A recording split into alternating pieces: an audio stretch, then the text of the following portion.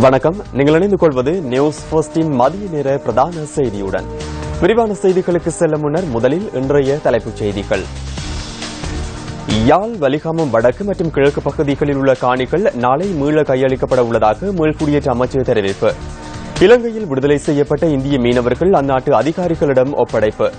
இலங்கையில் தடுத்து வைக்கப்பட்டுள்ள இந்திய மீனவர்களையும் அவர்களின் படகுகளையும் விடுவிக்க மத்திய அரசு நடவடிக்கை எடுக்க வேண்டும் என தமிழக முதல்வர் மீண்டும் வலியுறுத்தல்.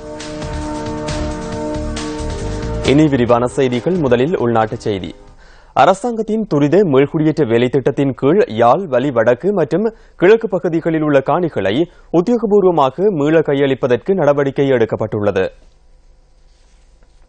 இதற்கமைய மக்களின் காணிகள் நாளை மீள கையளிக்கப்பட உள்ளதாக சிறைச்சாலைகள் மறுசீரமைப்பு, புனர்வாழ்வு, மீள்குடியேற்றம் மற்றும் இந்து மத அலுவல்கள் அமைச்சின் செயலாளர் வேலாயுதம் சிவஞான ஜோதி குறிப்பிட்டுள்ளார்.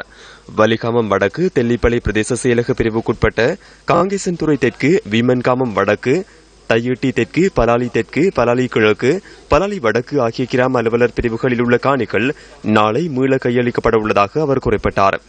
வலிகாமம் கிழக்கு, கோப்பாய் பிரதேச செயலகத்திற்குட்பட்ட வலலாய் கிராம அலுவலர் பிரிவுக்குட்பட்ட காணிகளும் மீள கையளிக்கப்பட உள்ளதாக மீள்குடியேற்ற அமைச்சின் செயலாளர் அறிக்கையொன்றினூடாக சுட்டிக்காட்டியுள்ளார். ஜனாதிபதி மைத்ரிபால சிறிசேன, பிரதமர் ரணில் விக்ரமசிங்கே ஆகியோரின் பணிப்புரைகளுக்கு அமைய சிறைச்சாலைகள் மறுசீரமைப்பு, புனர்வாழ்வு, மீள்குடியேற்றம் மற்றும் இந்து மத அலுவல்கள் அமைச்சர் DM சுவாமிநாதன் அவர்களின் வழிகாட்டலின் கீழ் வலி வடக்கு மற்றும் கிழக்கு பகுதிகளில் உள்ள காணிகள் நாளை உத்தியோகபூர்வமாக கையளிக்கப்பட உள்ளதாகவும் அந்த அறிக்கையில் குறிப்பிடப்பட்டுள்ளது.